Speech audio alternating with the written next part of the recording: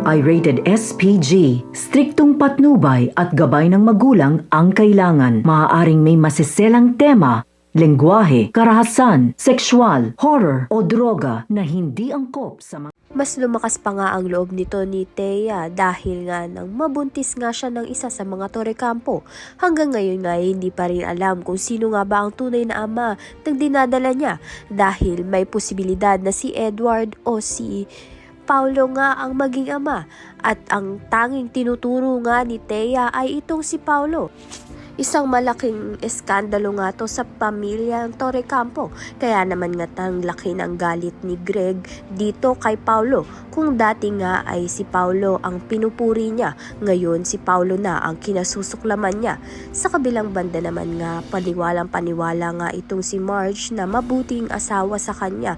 Itong si Paulo, lingid sa kaalaman niya, nagawa na nga ni Paulo na lokohin itong si Marge dahil nga na akit siya kay Thea. Kaya naman nga't yan at iba pa ang dapat nating pakaabangan. Maraming salamat sa iyong panonood.